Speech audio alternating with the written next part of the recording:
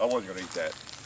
Another question I get really frequently is about caliber conversions, and primarily about converting the 40 to the 9, having one gun, two calibers, makes sense.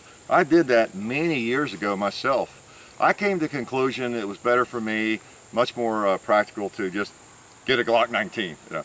But a lot of people do it though. It makes some sense. Just keep in mind, let me give you the, you know, I'm a little bit biased on it, but let me give you the, I think the information you just want to have in your head. To do it right and to make it 100% reliable, Glock reliable, I think, if you can have 100% Glock reliability with an aftermarket barrel, you need to buy the barrel. You really probably need an extractor and an ejector to have, I found that with mine, to get 100% reliability. That, and of course you're going to buy a couple of magazines. That's what you would get with, you know, if you bought a Glock 19, right? So the two magazines, the barrel, extractor, ejector, you're going to talk about, you're talking about close to $200 or around, you're going to kill $200. So just make an educated decision on it. Okay, would I rather add another couple hundred or 250 maybe and find myself a used Glock 19 and have two guns?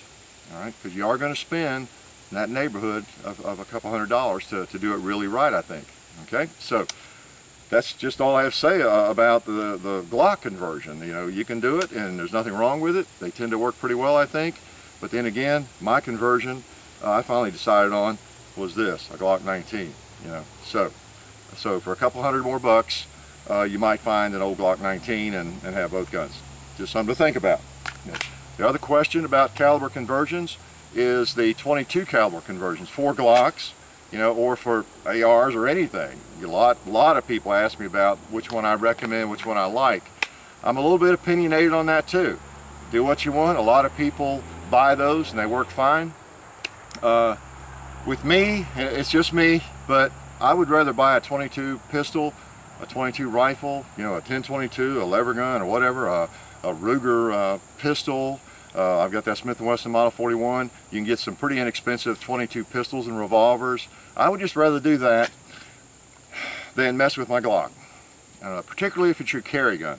Maybe you want to think about it. Maybe I'm a little overly paranoid about that, but if I have a Glock 40 caliber like this, Glock 23, I'm not sure I want to be putting a 22 caliber slide on it and getting a 22 caliber recoil feel out of my carry gun and bouncing back and forth between 40 and 22.